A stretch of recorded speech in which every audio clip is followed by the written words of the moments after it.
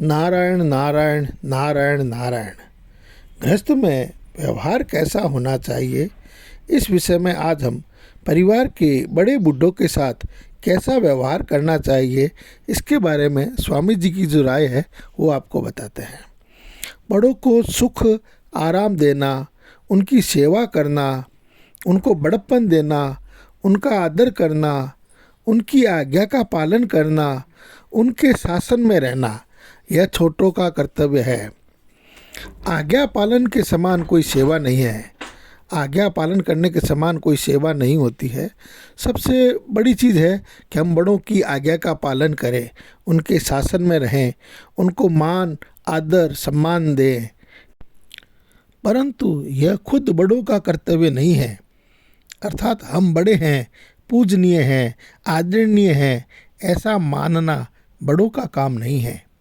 कारण कि ऐसा भाव रहने से दूसरों के हृदय में उनके प्रति आदर भाव कम होता है और आगे चलकर उनका निरादर होने लगता है।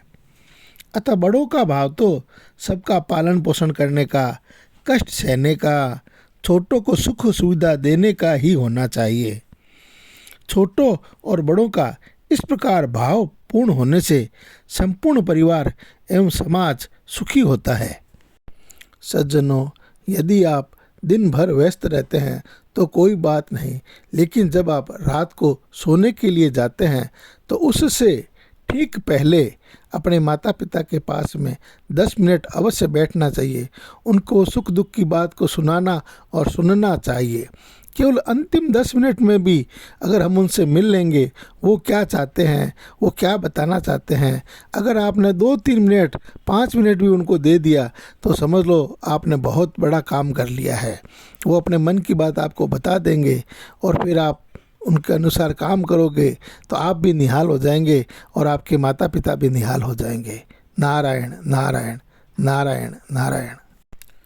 तो सज्जनों, बड़ों को सुख आराम देना, उनकी सेवा करना, उनको बड़प्पन देना, उनका आदर करना, उनकी आज्ञा का पालन करना, उनके शासन में रहना, यह छोटों का कर्तव्य है।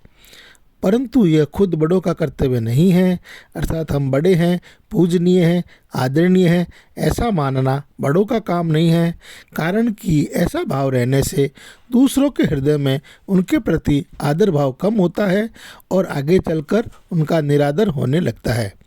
अतः बड़ों का भाव तो सबका पालन पोषण करने का, कष्ट सहने का, छोटों को सुख सुविधा देने का ही होना चाहिए। छोटों और बड़ों का इस प्रकार भाव होने से संपूर्ण परिवार एवं समाज सुखी होता है। तो आज हमने व्यवहार के अंतर्गत परिवार के बड़े बुजुर्गों के साथ कैसा व्यवहार करना चाहिए यह सीखा है।